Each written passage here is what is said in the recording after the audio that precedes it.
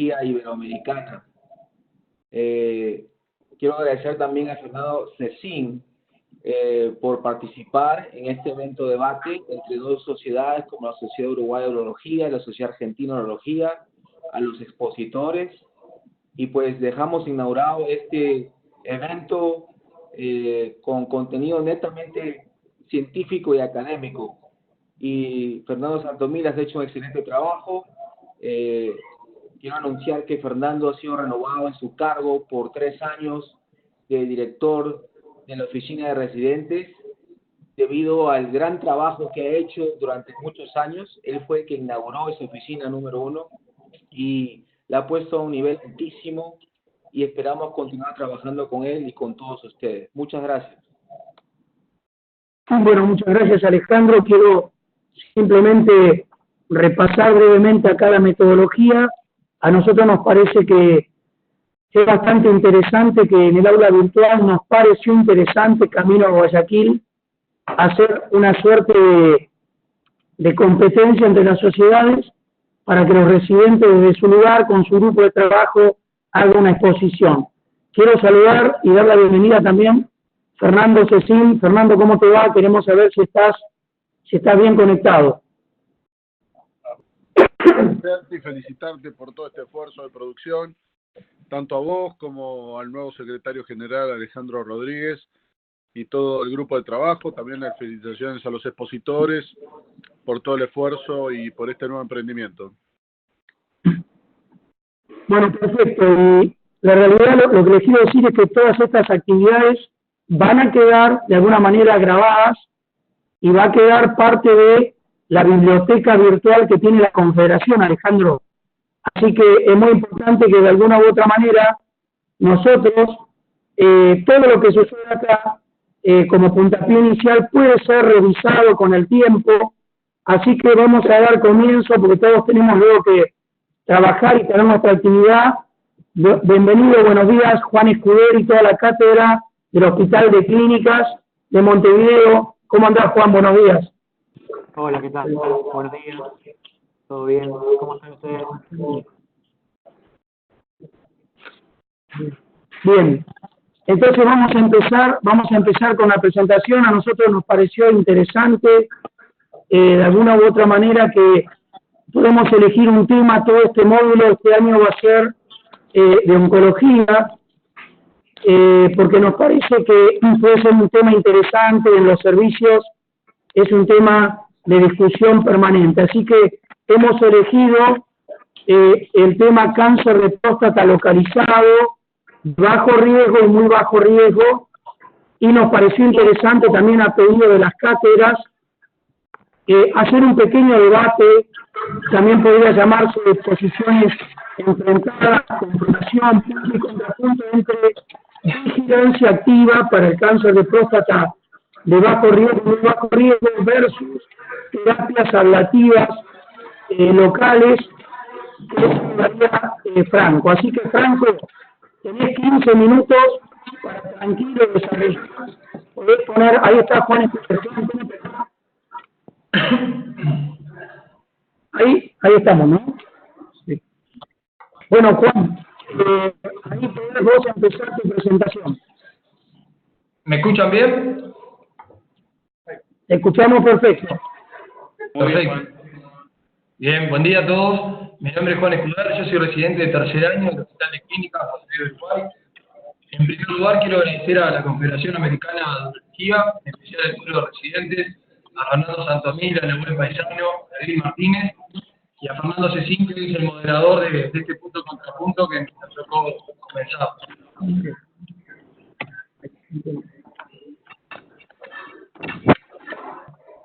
Antes de comenzar la charla, no tengo ningún tipo de conflicto de intereses. El objetivo de esta parte es analizar la evidencia que permite recomendar la vigilancia activa cáncer de próstata de bajo riesgo como tratamiento electivo en grupos seleccionados de pacientes. Para llegar a este objetivo responderemos dos preguntas: ¿por qué ofrecer vigilancia activa? ¿Y cuáles son los criterios para la correcta selección de pacientes?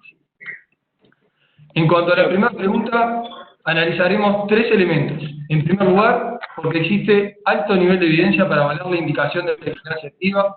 En segundo lugar, porque los pacientes lo prefieren frente a otras opciones.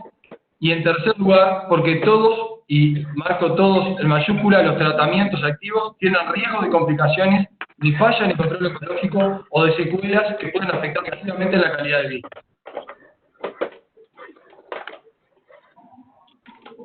Tendremos el primer elemento en el nivel de vigilancia para avalar la vigilancia activa. ¿Se escucha bien? Sí, se escucha muy bien, Juan. Perfecto. Tenemos dos estudios prospectivos de alto nivel de evidencia. En primer lugar, el PRIAS y su brazo largo de mayor seguimiento del Göteborg, que de él se desprenden los diferentes datos. No los analizaremos en profundidad por motivos de la charla. Perdón, estoy en plena... Sí, ya estoy hablando. No, disculpe. Luego de 5 años de seguimiento, la mitad de los pacientes continuaban vigilancia activa. Luego de 10 años, 1 de cada 3 pacientes continuaban aún en el protocolo de vigilancia activa sin necesidad de un tratamiento activo. La sobrevida a cáncer específica a 10 años de 99% y a 15 años de 96%, con una sobrevida libre de metástasis a 15 años de 93%. Recientemente el estudio PROTECT, y me interesa mencionar que demostró una diferencia estadísticamente significativa mayor con el riesgo de metástasis en el grupo de la vigilancia activa en comparación con el tratamiento activo.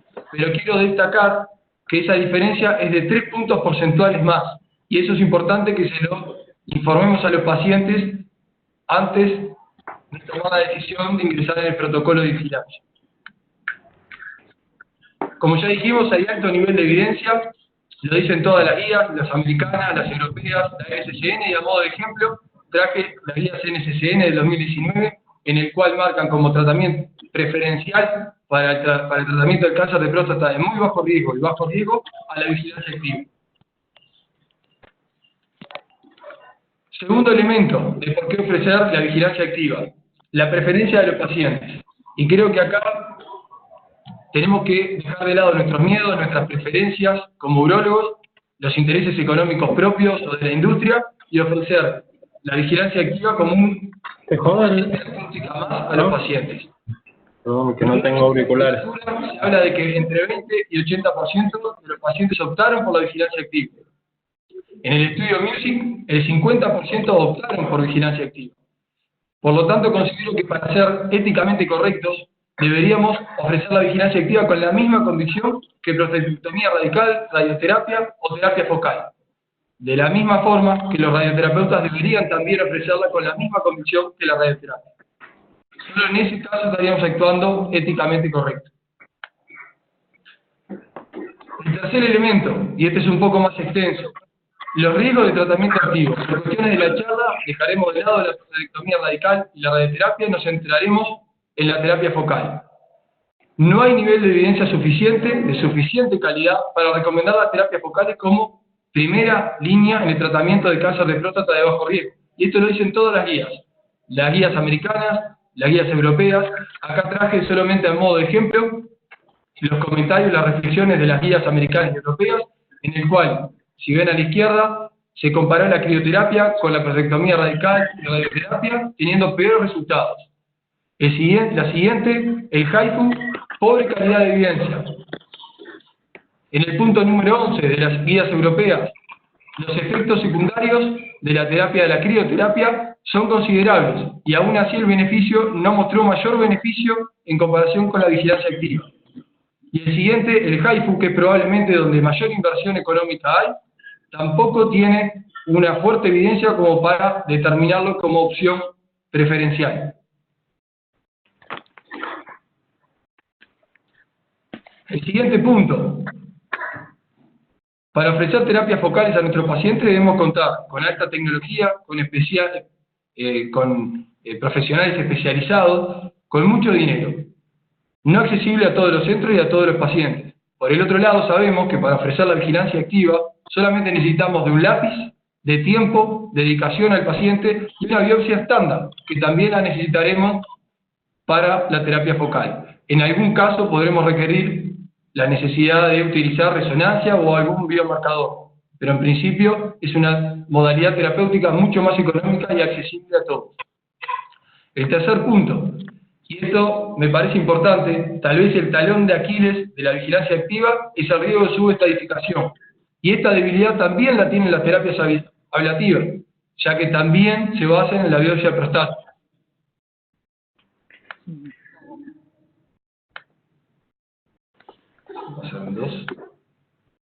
Bien, siguiente punto, el punto número cuarto. El cuarto riesgo del tratamiento activo. Los tratamientos activos todos tienen riesgo de falla oncológica. La literatura es variable, pero a 10 años las terapias ablativas tienen hasta índice de 60% de falla. Y si bien hay pocas publicaciones, sabemos que podría limitar o dificultar la utilización de terapias de rescate.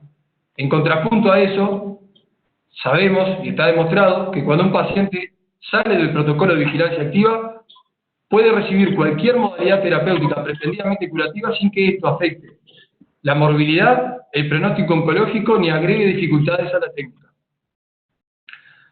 Siguiente, los índices de complicaciones y secuelas no son nada despreciables. Es variable en la literatura, pero llegan hasta 10% para la incontinencia de orina y hasta 45% para la disfunción sexual eréctil. Como tratamiento activo, no son nada despreciables sus efectos secundarios. Último punto, y es el tema del sobretratamiento. Tal vez uno de los motivos por el cual surgió la vigilancia activa justamente fue para tratar de combatir el sobretratamiento de aquellos cánceres de próstata indolentes que eventualmente no sería necesario de tratar. Y creo que podríamos apoyarnos más en la vigilancia activa que en cualquiera de las modalidades activas, como son la terapia focal también. Entonces, en suma en estos puntos, ¿por qué ofrecer la vigilancia activa? Bueno, porque el sobretratamiento es nuestra responsabilidad y todos los tratamientos activos tienen en menor o mayor medida riesgo de secuelas, porque hay estudios de alto nivel de evidencia que la confirman como preferencial, porque los pacientes lo quieren, y eso es muy importante tenerlo en cuenta en el momento de la consulta. Entonces, si ya está claro que debemos ofrecer vigilancia activa a los pacientes, lo que debemos preguntarnos ahora es ¿a qué pacientes son candidatos a la vigilancia activa? ¿Todos los pacientes son? No, claro que no lo son todos. Como cualquier tratamiento, el éxito se basa fundamentalmente en la correcta selección de los pacientes. Y para eso los invito a tomar las luces del semáforo como la analogía en la que las luces rojas son criterios de exclusión para pacientes que no son candidatos a la vigilancia activa, las luces verdes son aquellos ítems que serían incluidos en un protocolo de vigilancia, y las luces amarillas serían esa zona gris en la cual algunos pacientes tienen características favorables y otras no tanto, en la cual se podría revisar, apoyarse en otros estudios como la resonancia, biomarcadores, y eventualmente ofrecer protocolos más estrictos en el seguimiento.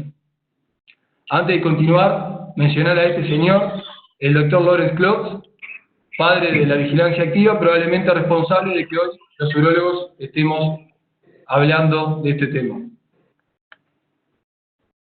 Entonces, analizaremos los criterios de selección de los pacientes en 3 puntos: el perfil psicológico y el entorno familiar. Está claro que no es lo mismo un paciente ansioso, temeroso, que un paciente convencido de optar por la vigilancia activa, y muy importante la familia. El paciente puede estar muy tranquilo en la consulta, pero cuando llega a su casa, si comienzan las dudas, los interrogatorios, esto puede dificultar el proceso de la vigilancia.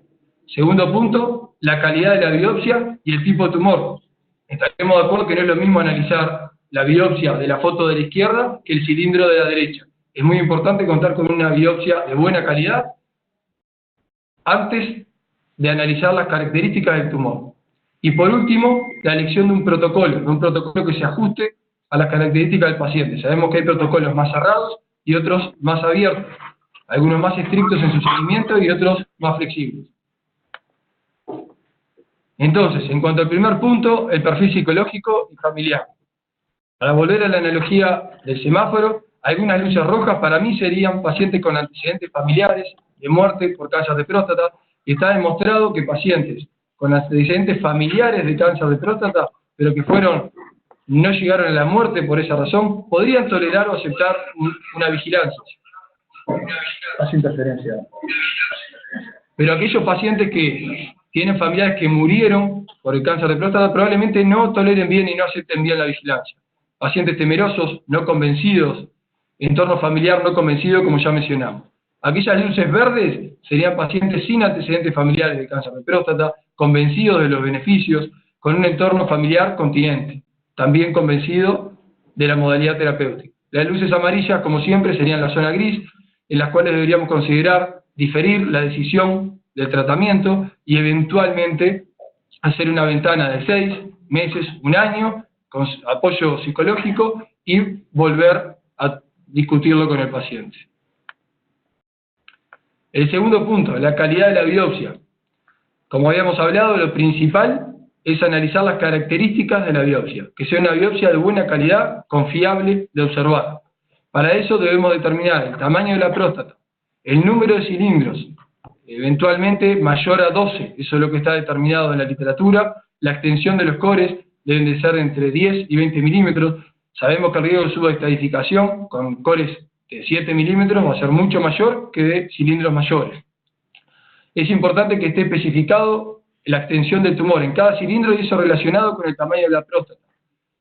Solo ahí podremos determinar si estamos ante una biopsia confiable, la cual es seguro de observar su histología, o es una biopsia no confiable y hay que repetirla o eventualmente observarla por otro patólogo.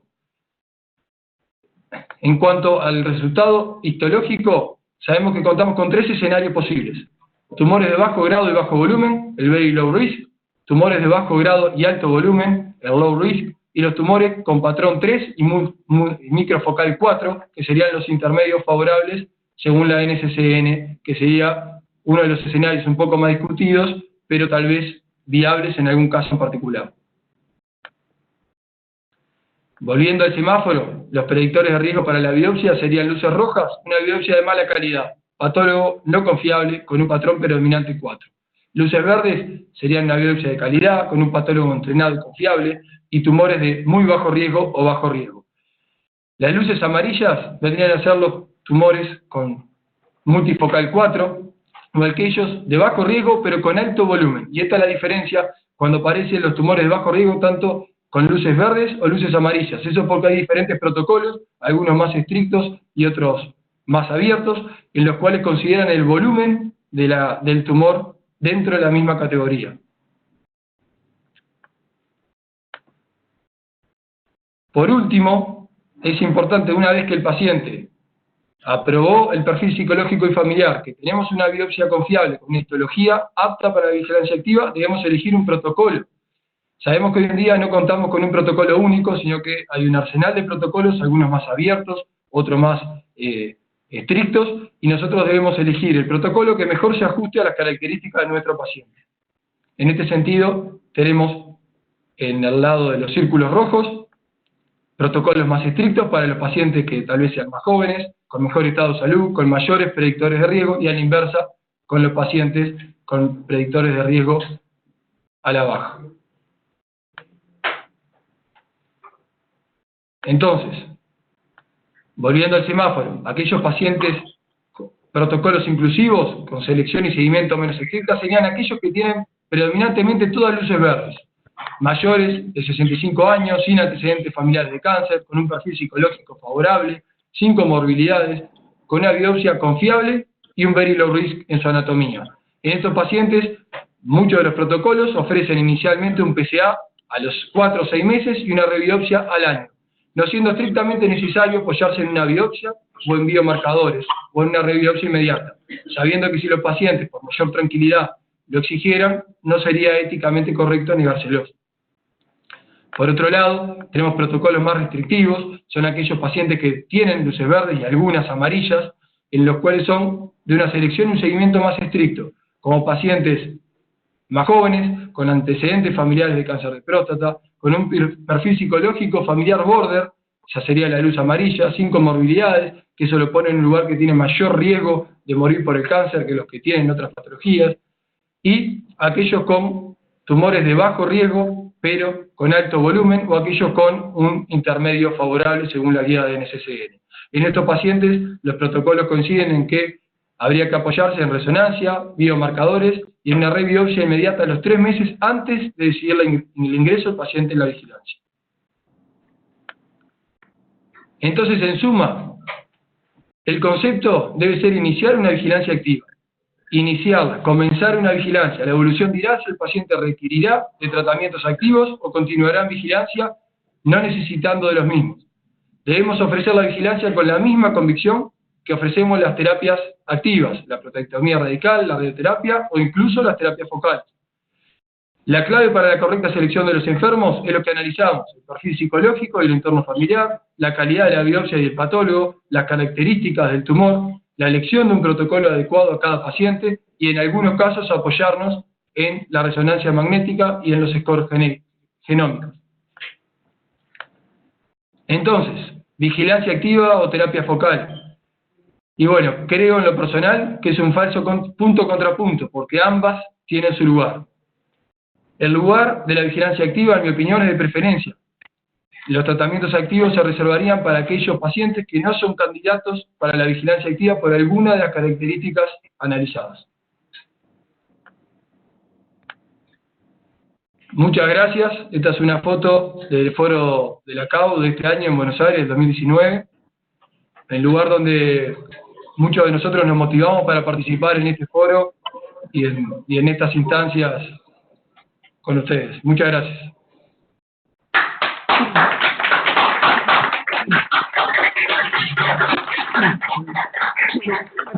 Muchas gracias, Juan. Son habilitado el micrófono Alejandro Rodríguez y Fernando Cecín. Yo no sé si la dinámica es mejor hacer algún comentario ahora. Fernando, no sé qué opinás. Hay alguna u otra manera, si no, avanzar con Franco y al terminar, generar Alejandro, Fernando, Ana María, algún pequeño debate. ¿Qué opina Fernando?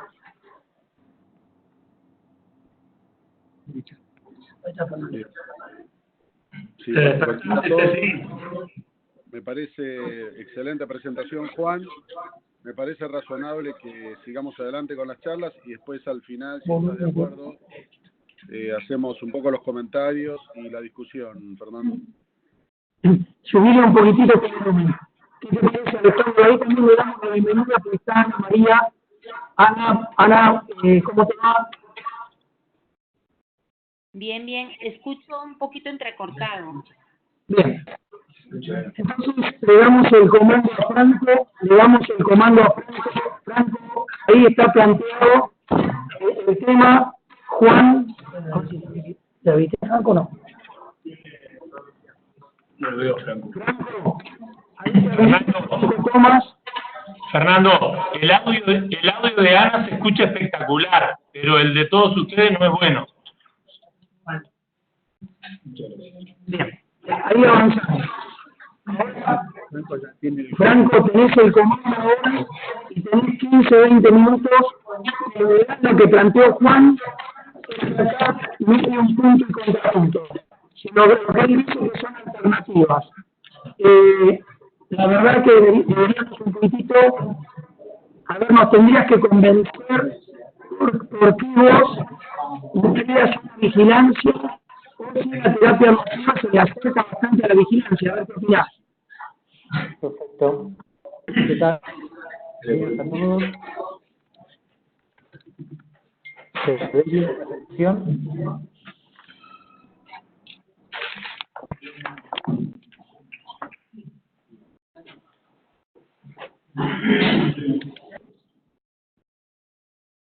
Una sugerencia, que todos cierren su micrófono excepto el que va a presentar, así se evitan los ecos. Todos los que están en el aula, cierran los micrófonos, se evitan los ecos y cierran el micrófono de los moderadores, y en este caso de Franco que va a presentar. Así que, Franco. Perfecto, quiero confirmar si se escucha bien el audio. Sí, se escucha bien. Perfecto.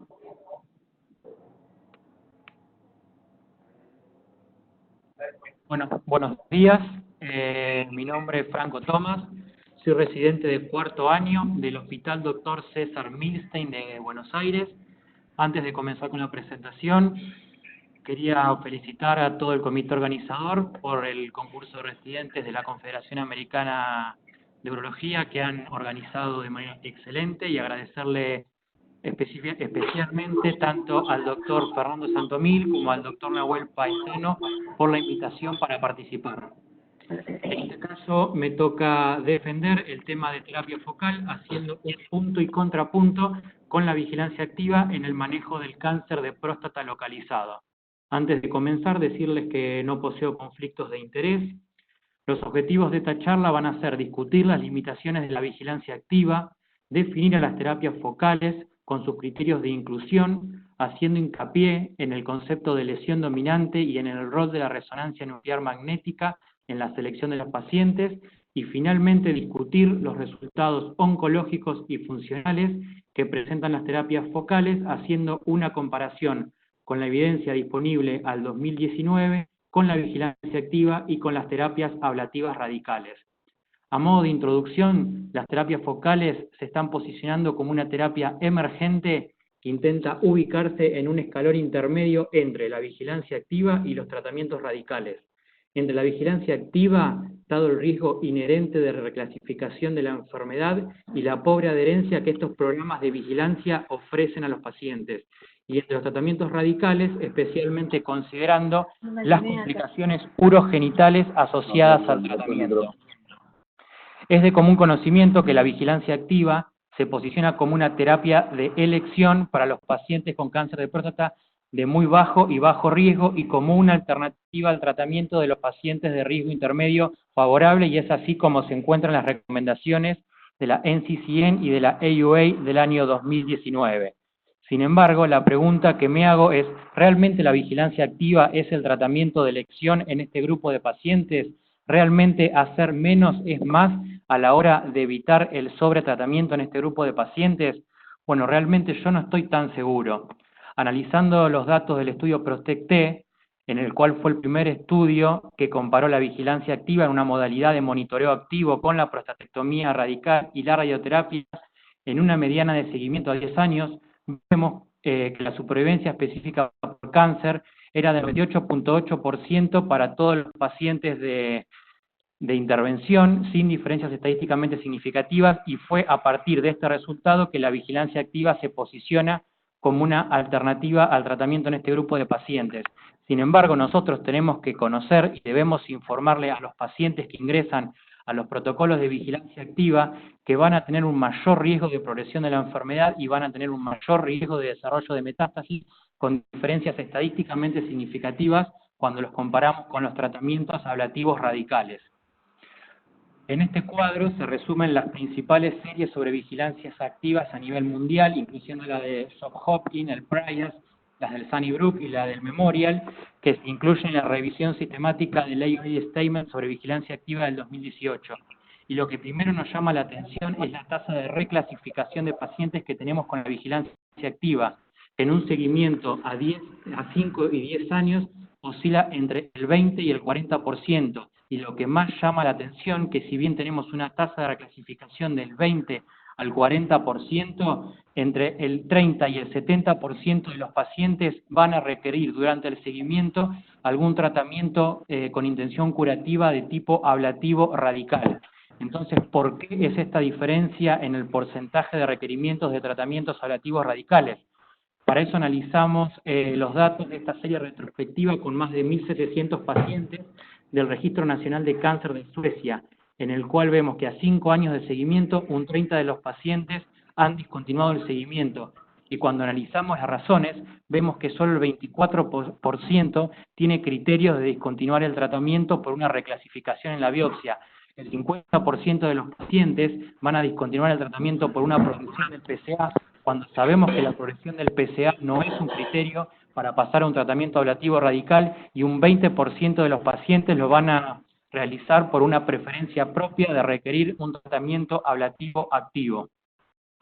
Y en segundo caso tenemos la serie del estudio PRIAS, que es una reflexión de la práctica clínica cotidiana, que incluye 500 pacientes de 30 centros de 8 países con una mediana de seguimiento de 6.5 años.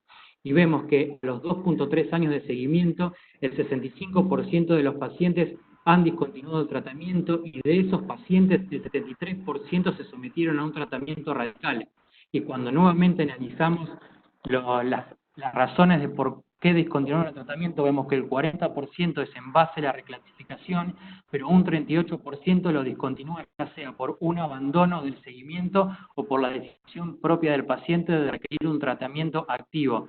Entonces, realmente nos preguntamos si la vigilancia activa es la opción de tratamiento ideal para disminuir el sobretratamiento en este grupo de pacientes. Y creo que la evidencia es más que contundente en este aspecto. El último estudio sobre vigilancia activa que quiero presentar es el brazo de riesgo intermedio del estudio de Sunnybrook, en el cual comparan la supervivencia de riesgo bajo y de riesgo intermedio a 15 años, y esto hago hincapié porque la vigilancia activa también está como una opción de tratamiento en el grupo de riesgo intermedio. Y cuando comparamos la supervivencia específica por cáncer, vemos que se está refiriendo a algún audio. Cuando comparamos la supervivencia específica por cáncer, vemos que es del 97% para el grupo de bajo riesgo y del 89% para el grupo de riesgo intermedio, con diferencias estadísticamente significativas. Y cuando comparamos la supervivencia libre de metástasis, es del 95% para el grupo de bajo riesgo versus un 82% para el grupo de riesgo intermedio, nuevamente con diferencias estadísticamente significativas. Y es a partir de estos datos en el cual la terapia focal se pone actualmente como una opción razonable para el manejo de los pacientes de cáncer de próstata de bajo riesgo que no sean candidatos para la vigilancia activa y como una alternativa a tener muy en cuenta en los pacientes de riesgo intermedio, sobre todo riesgo intermedio favorable. ¿Pero qué son las terapias focales? Las terapias focales pretenden destruir el foco tumoral con un margen de seguridad, con el objetivo de mantener el potencial del control oncológico de las terapias radicales, al mismo tiempo que se minimizan las complicaciones funcionales asociadas al tratamiento. En cuanto a los criterios de selección, la resonancia nuclear magnética multiparamétrica y las biopsias, preferentemente con un enfoque combinado, es decir, la biopsia dirigida a la lesión PIRADS mayor o igual a 3 de la resonancia y una biopsia sistémica de la próstata, son el estándar para la selección de los pacientes. Se consideran pacientes idóneos para las terapias ablativas aquellos con una expectativa de vida mayor de 10 años, aquellos que tengan un tumor clínicamente significativo, preferentemente unilateral de hasta 10 mililitros, que tengan un estadio clínico menor o igual a T2B, un Gleason score menor o igual a 3+4 y un PSA menor o igual a 15 nanogramos mililitros. Pero a partir de las terapias ablativas nos surgen dos preguntas fundamentales. ¿Somos capaces de aplicar una terapia focal en el contexto de una enfermedad que sabemos que es multifocal? De antemano me atrevería a responderles que la respuesta a esta pregunta es sí. ¿Y por qué? A partir del año 2009-2010 se comienza a incorporar el concepto de lesión dominante en el cáncer de próstata a partir de los datos de este trabajo. Se analizaron 270 focos tumorales de 100 piezas de prostatectomía, en el cual se obtuvieron como resultados que el 78% de los tumores eran multifocales y el 86% de los tumores eran bilaterales.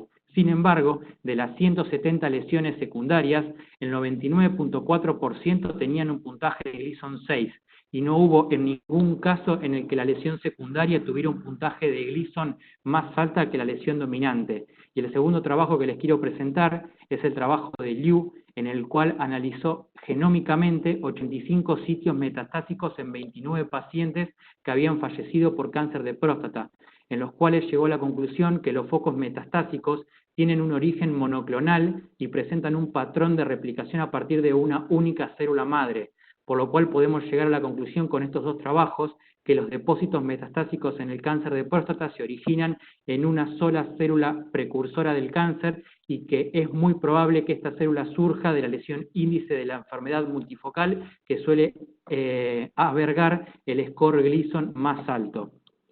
Y la segunda pregunta que nos realizamos es si contamos con las herramientas para localizar con precisión esta lesión dominante, y el advenimiento de la resonancia nuclear magnética multiparamétrica ha cambiado el paradigma en el manejo de la terapia focal.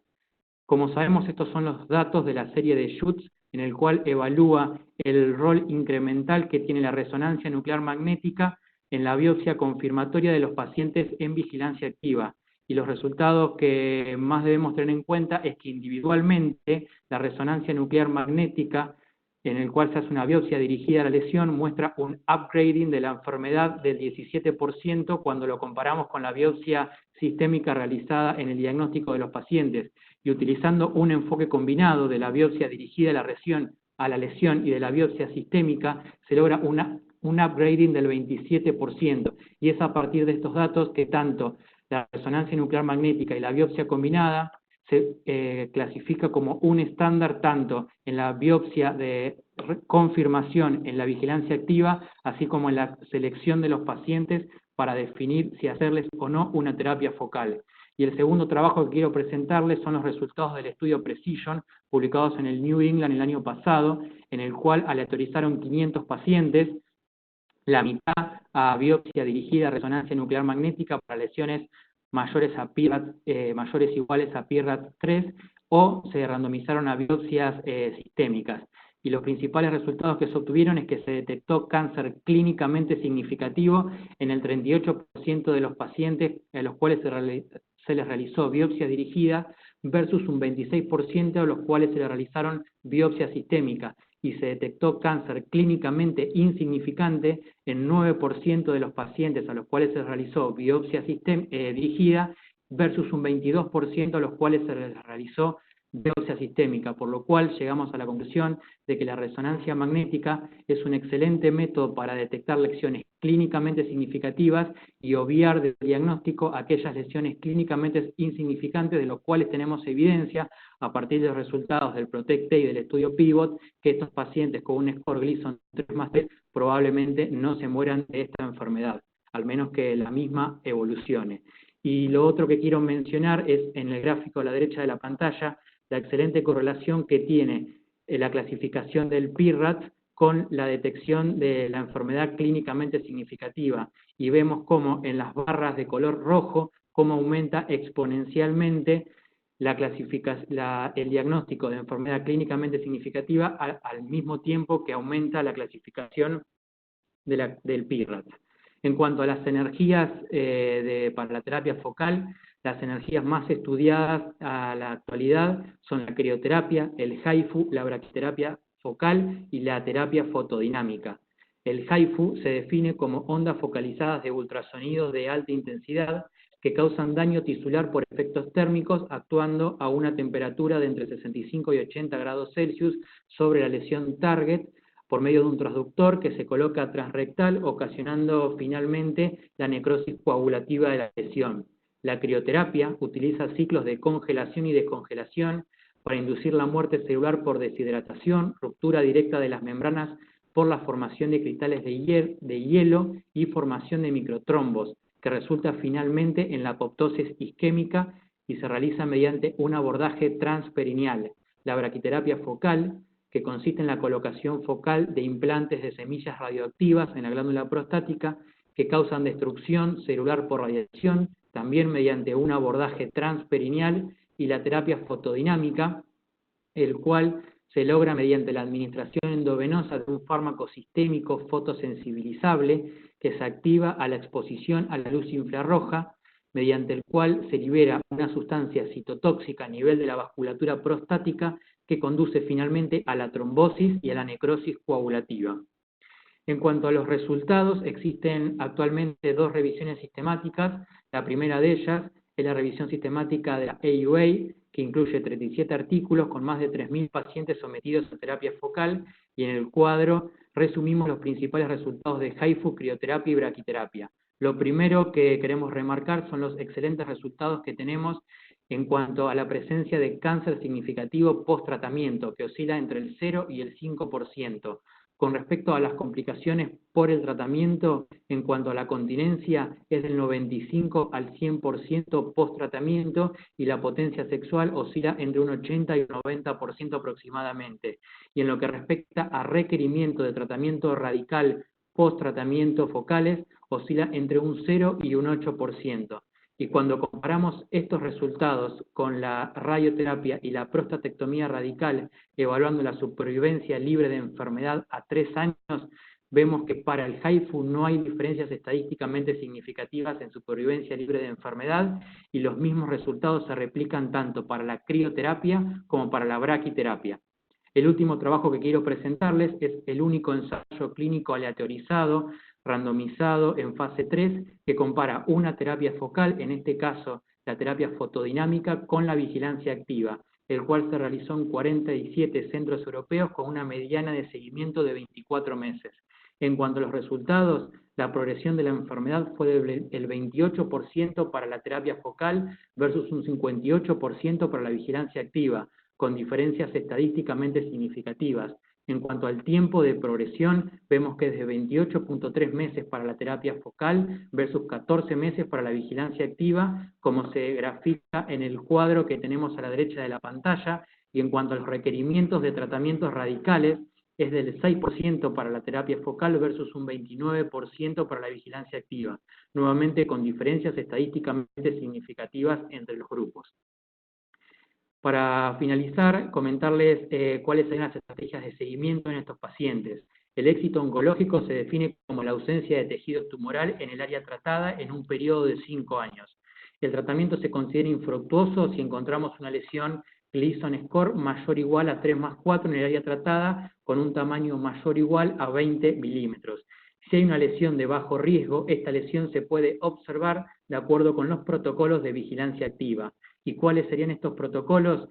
De acuerdo a las recomendaciones del AUA Statement del 2018, es realizar una resonancia nuclear magnética multiparamétrica y una biopsia dirigida al año del tratamiento y repetirla a los 3 y 5 años al tratamiento de la lesión focal, y realizar los protocolos de seguimiento de la vigilancia activa para las lesiones no significativas, que incluyen un PSA cada 6 meses, un tacto rectal anual y una biopsia al año y cada 3 a 5 años, de acuerdo a los protocolos del Stephen Hopkins, que así nos permiten realizar el seguimiento. Para resumir, en pacientes seleccionados, las terapias focales se están posicionando como una alternativa más en el tratamiento de cáncer de próstata de riesgo bajo e intermedio. Se ha demostrado que los resultados oncológicos son comparables a las terapias radicales a corto y mediano plazo, con una baja tasa de complicaciones y que necesitan conocer los datos a largo plazo para adoptar la consideración experimental como un estándar de tratamiento. Y para concluir, decir que en un futuro no muy lejano, las terapias focales posiblemente se posicionen como una alternativa para el tratamiento de los pacientes de bajo riesgo, en los cuales no sean candidatos para vigilancia activa, y que en el manejo del cáncer de próstata de riesgo intermedio favorable es muy probable que las terapias focales se posicionen como la terapéutica de elección de los pacientes. Muchas gracias.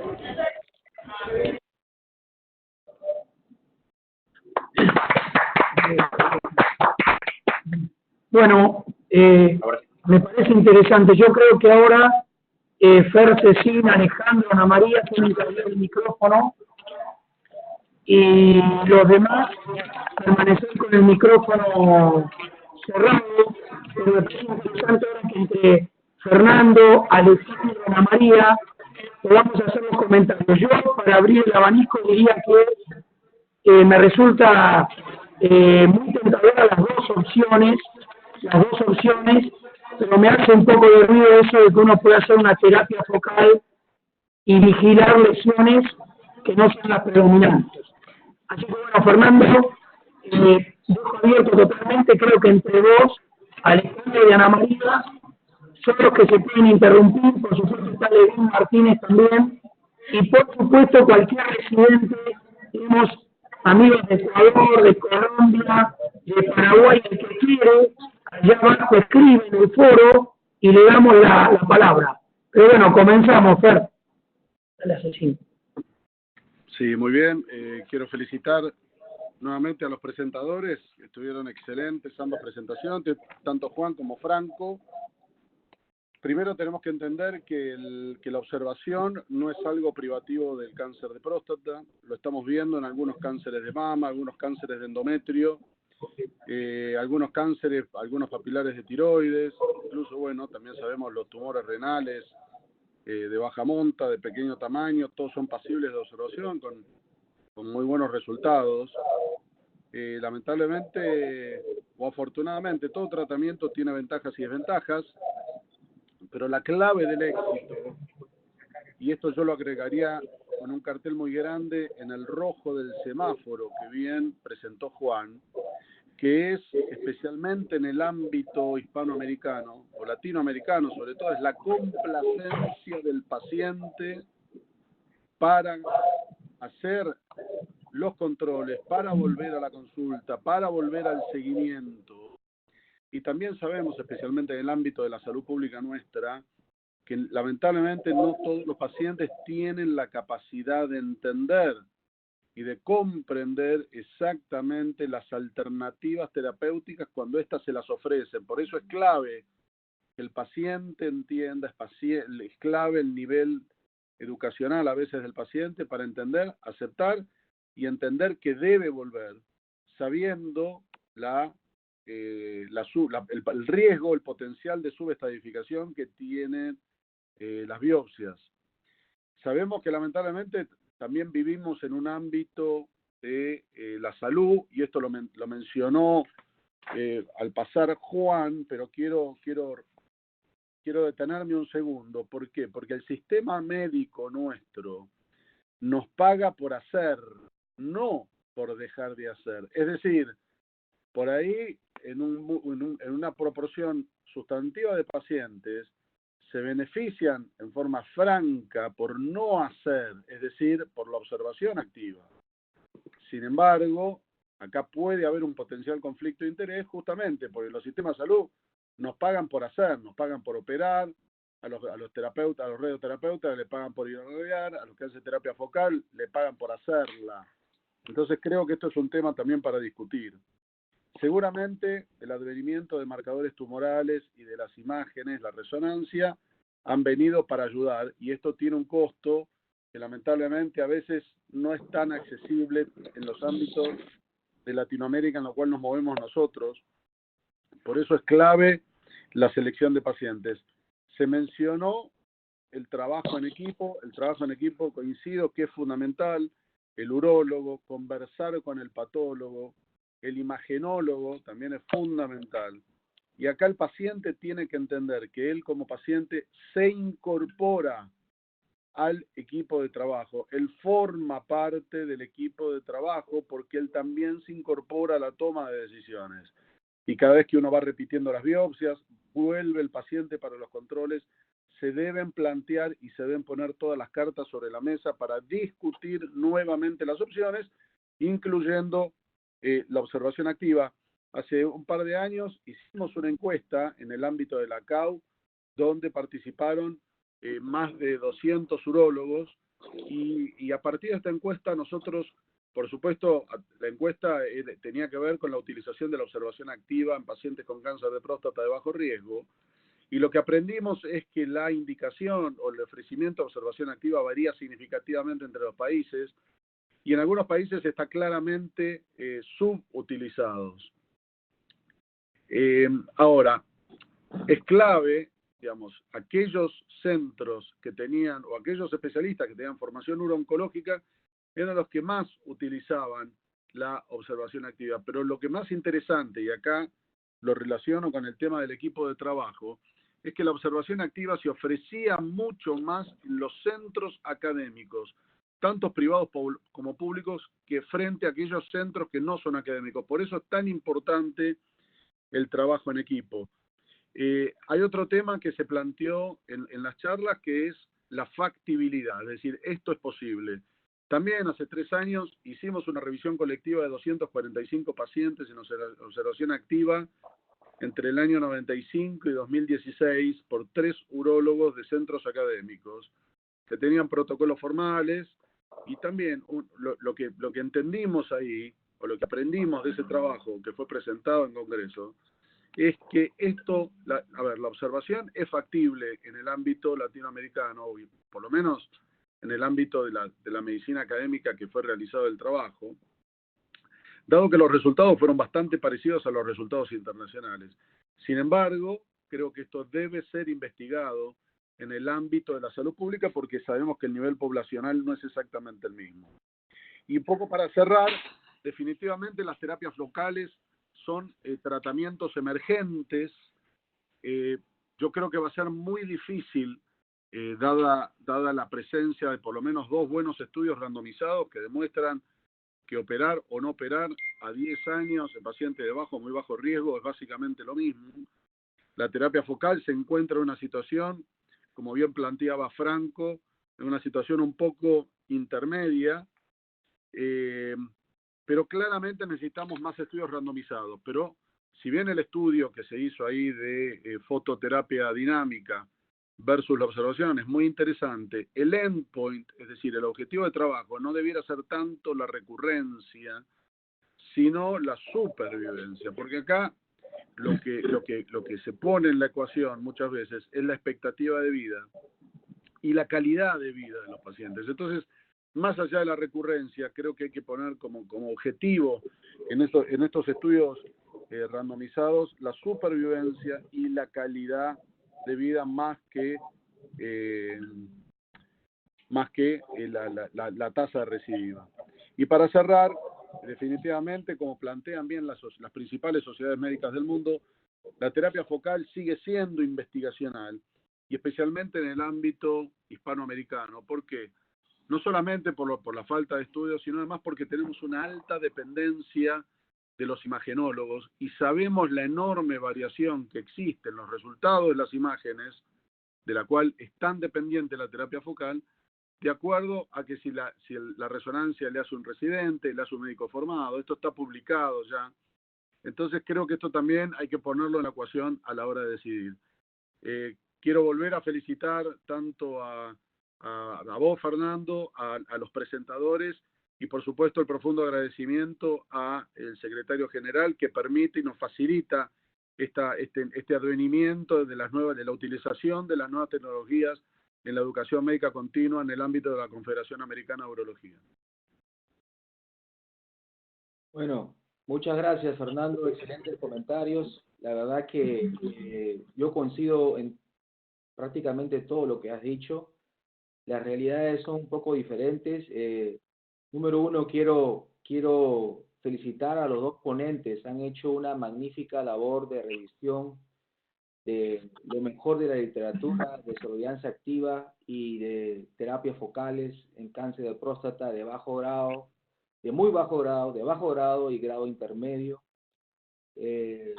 La mayoría de estudios en cáncer de próstata tienen una gran falencia, y la gran falencia es que en estos niveles de riesgo, bajo grado, muy bajo grado e intermedio, la supervivencia se puede ver solamente después de los 20 años a veces, 25 años, y no se puede ver en estudios tan cortos, de menos de 10 años o promedio. Entonces, es muy difícil estudiar esos casos en cáncer de próstata. Sin embargo, los 2 ponentes han hecho una magnífica labor.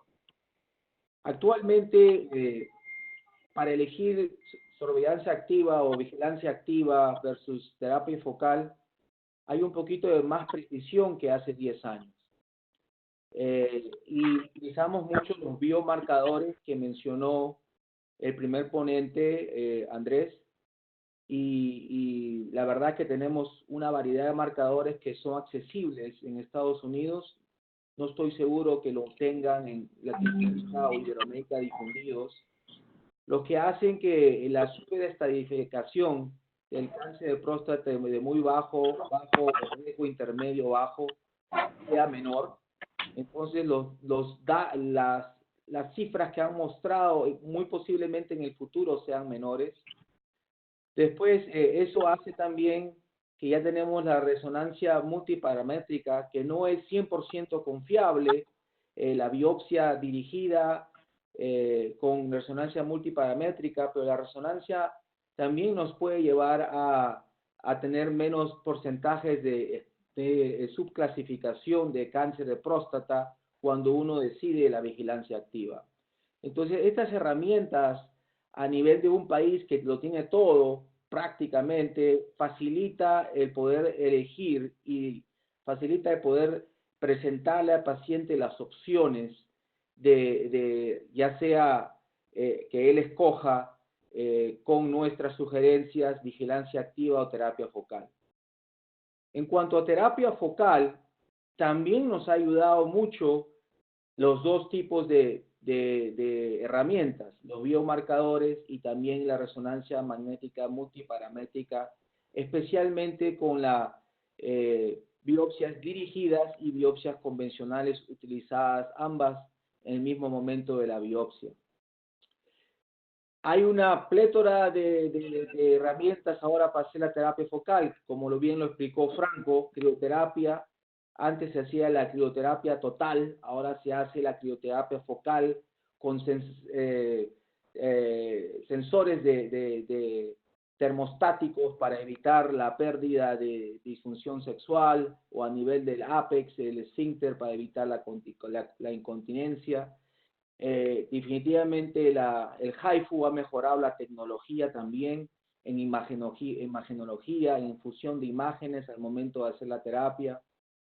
Y el TUCAT definitivamente es una opción que no está aprobada en Estados Unidos todavía, pero está aprobada en muchos países europeos.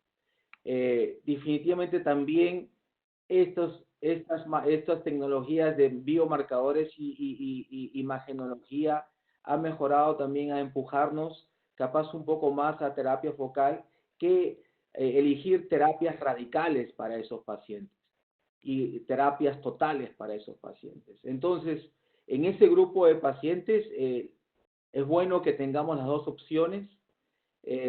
Yo creo que, como dice Fernando, si es que el paciente es informado bien en Latinoamérica, si es que el paciente verdaderamente clasifica para hacer una verdadera vigilancia activa, no hay que dejarla de ofrecer, hay que ofrecerla, pero ese paciente debe tener los conocimientos, el grado de cultura necesaria y brindarle toda la educación para que no se pierda y aparezca muchos años después con un problema. Sí, bueno, buenos días a todos. No sé si me alcanzan a escuchar.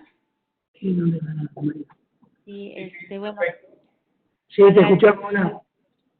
Agradecer el esfuerzo de Fernando, de Nahuen, de toda la gente que está atrás para poder realizar foros de tipo educativo, a Alejandro, a Fernando, porque considero que va a ser una herramienta muy útil para poder continuar con la educación médica continua a nivel de la Confederación Americana de Urología. Felicitar a Andrés, felicitar a Franco, excelentes ponencias, sumamente claras, y pues yo tengo algunos comentarios, sobre todo para el tema de terapia focal. Hay varios puntos a considerar que probablemente ya los mencionó Alejandro y Fernando. Uno de ellos considero que son los costos. Los costos para el tratamiento de terapia focal actualmente en nuestros países son costos elevados.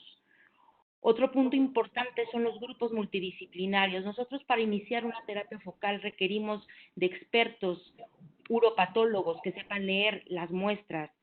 Requerimos de expertos radiólogos que nos sepan leer una resonancia magnética. Obviamente hablamos de una adecuada selección de pacientes. No todos los pacientes son candidatos a una terapia focal. Yo quería presentarles, a ver si puedo abrir.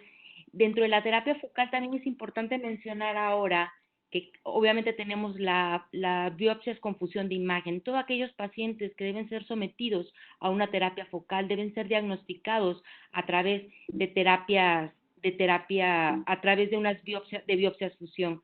Actualmente existen, no sé si puedo ir más adelante, a ver si puedo compartirles algo. Uy, no me permite ir más adelante. Bueno, yo quería compartirles un poco las diferentes plataformas que existen. Actualmente hay más de 12 plataformas de fusión de imagen, en las cuales solamente pocas están avaladas por la FDA. Se requiere de un entrenamiento muy preciso para poder realizar una biopsia fusión, que obviamente nos lleve a todo esto lo han dicho, estas son las que están actualmente, son ocho plataformas de fusión, de las cuales Euronav, Artemis y algunas están todavía aprobadas por la FDA. Estas son algunas imágenes donde vemos la localización, por ejemplo, de la lesión, la sensibilidad del 95% para lo que son las biopsias y los diferentes sistemas que existen. Euronav, que probablemente fue el primero que se utilizó, que utilizan devices electromagnéticos. Tenemos esta otra que se llama Biopsy, tenemos, bueno, en general hay muchas, ¿no?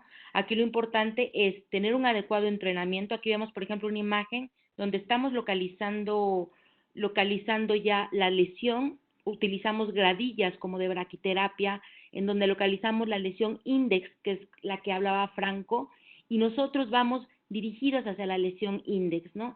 Entonces, tanto en diagnóstico como en tratamiento hemos avanzado mucho.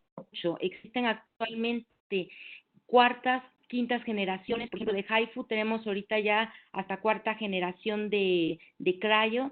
De HIFU tenemos dos grandes compañías, que uno es Ablater, que actualmente se ha modificado mucho su técnica. Este es HIFU. Entonces, HIFU es Focal One, que antiguamente se llamaba Ablater, que han iniciado principalmente con grupos franceses. Entonces, el mensaje es que tanto la tecnología ha avanzado como han avanzado también los aparatos, principalmente HIFU y cryo. ¿Para qué? Para reducir la comorbilidad en los pacientes, para aumentar la precisión de los tratamientos, ¿no? Principalmente.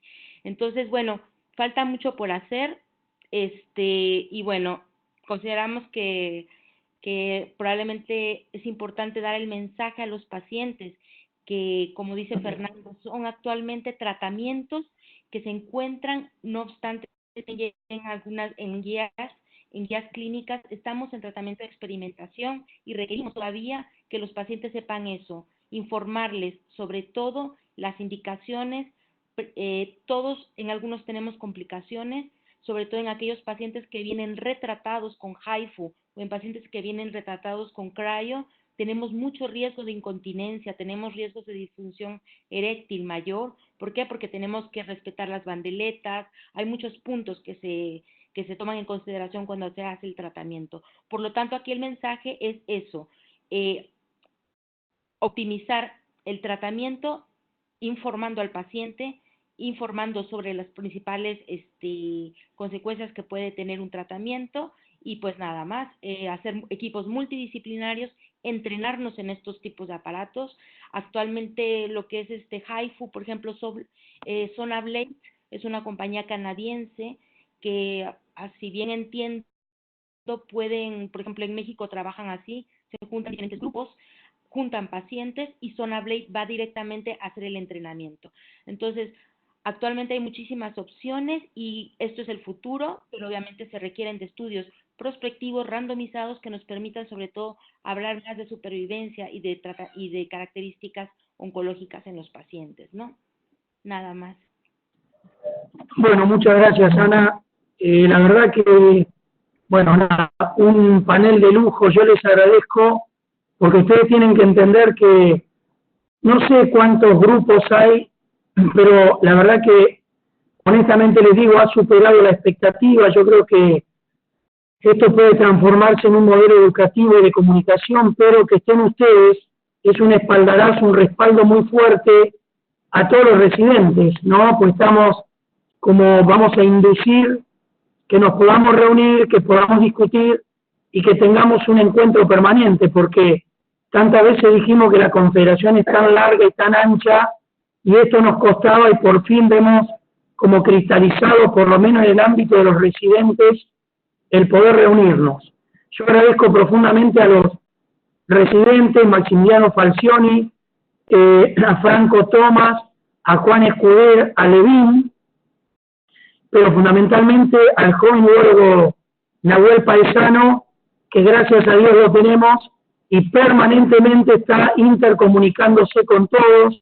Desde acá Nicolás Frías, Dani, webmaster de la CAU, Alfredo Campos, los servicios de cada uno de nosotros, y vamos a poner luego luego de un pequeño, digamos, debate interno, a ver cuál de las dos presentaciones, por distintos condimentos, por recurso audiovisual, por haberse expresado, por generar debate, cuál de las dos presentaciones va a seguir, pero por supuesto, como ofreció Alejandro, en plenarias de Guayaquil, probablemente se dé un lugar para que los dos países que han sido seleccionados ahí podamos mostrar al mundo de la urología cómo la Confederación le da un lugar a los jóvenes residentes. Así que yo creo que corresponde que ahí puse si alguien quiere hacer algún comentario, pero si no, que Ale, brevemente, Alejandro, puedas cerrar. Les mandamos un fuerte abrazo a todos y cuando vos hayas cerrado, decirles que esto va a quedar ya en la biblioteca del aula virtual. Agradecer a Fernando, Ana, y cuando Alejandro ya haya cerrado con sus palabras, nos despedimos. Muchas gracias, Fernando Santomil. Quiero recalcar que la Confederación Americana de Urología está dispuesta a apoyar a la educación médica continua, como lo dije en mi discurso inaugural, al más alto nivel académico. Y este es un ejemplo. La verdad, te felicito, Fernando Santomil, por la organización, por el liderazgo tomado para poder llevar a cabo esta primera aula virtual que se continuará. Queremos estimular a los residentes ofreciéndoles que la final va a ser verdaderamente en CAU Guayaquil en plenaria. Y número 2, para el ganador se le ofrecerá pasaje, inscripción y hospedaje completo para el siguiente evento CAU, que será también en Lima en el 2021. Quiero agradecer a Fernando Cecín por la colaboración, siempre él muy académico, muy participativo con la Confederación Americana, ha sido un gran elemento por años. Lo seguimos teniendo como un consejero de la Oficina de Investigación y la verdad, Fernando, eres un valor importante en la educación médica continua. Ana María, estás haciendo una labor estupenda en la Oficina de Investigación. Quiero agradecer también y felicitar a los dos ponentes. Los dos ponentes tuvieron presentaciones de alta calidad. Quedé muy impresionado por los dos ponentes. O sea que la tarea va a ser muy difícil de los jueces para decidir quién es el ganador, pero yo creo que el gran ganador acá son todos los residentes, todos los urólogos y la Confederación Americana de Urología, y te felicito de nuevo, Fernando Santomil, por este evento. Muchas gracias y los dejo a todos. Clausuro el evento. Muchas gracias.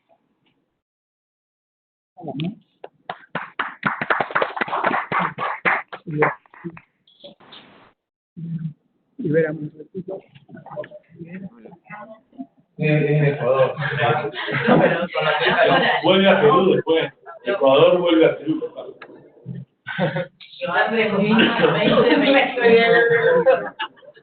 Apuesta que.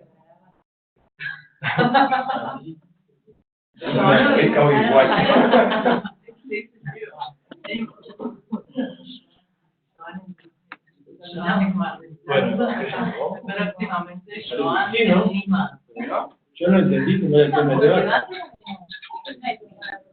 Yo te dije ahora Por eso, para mí la idea era que los residentes y que los residentes votaran de alguna manera live para elegir para el elegido. Creí que la otra era lo eligieran, que tuviera algún lugar en la plataforma o algo para que la gente